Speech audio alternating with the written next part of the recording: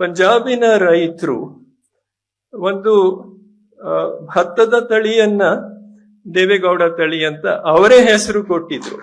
ಬಹುಶಃ ಇದಕ್ಕಿಂತ ದೊಡ್ಡ ಸನ್ಮಾನ ಸಾಹೇಬರಿಗೆ ಎಲ್ಲೂ ಸಿಕ್ಕಿಲ್ಲ. ಇದು ಬಹಳ ದೊಡ್ಡ ಅವರಿಗೆ ಸನ್ಮಾನ. ಯಾಕೆಂದ್ರೆ ಚರಣ್ ಸಿಂಗ್ ಅವರು ಕೂಡ ರೈತರ ಪ್ರಧಾನಿ, ರೈತರ ರೆಪ್ರೆಸೆಂಟೇಟಿವ್ ಅದೆಲ್ಲ ಇತ್ತು. ಆದ್ರೆ ಪಂಜಾಬಿನ ರೈತರು, ಹರಿಯಾಣ ರೈತರು ಚರಣ್ ಸಿಂಗ್ ಅಂತ ಯಾವ್ದು ತಳಿಗೆ ಹೆಸರು ಕೊಟ್ಟಿಲ್ಲ.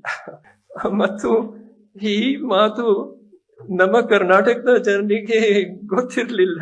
ನಾನು ಪಂಜಾಬ್ಗೆ ಹೋಗಿದ್ದೆ, ಎಲ್ಲಿ ನನಗೂ ಗೊತ್ತಿರ್ಲಿಲ್ಲ. ಅಲ್ಲಿ ಹೋಗಿ ನನ್ನ ಫ್ಯಾಮಿಲಿದವರು ಅವರು ರೈತರೇ, ಅವರು ಮಾತಾಡ್ತಾ ಇದ್ರು, ಈ ಸಲ ನಾವು ಈ ದೇವೇಗೌಡ ಹಾಕ್ತೇವೆ, ದೇವೇಗೌಡ ಈ ಹಾಕ್ತೇವೆ.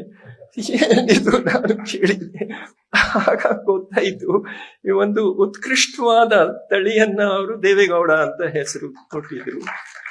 ದಿಸ್ ಇಸ್ ಇವರ ಜೀವನ ಸಾಧನೆ.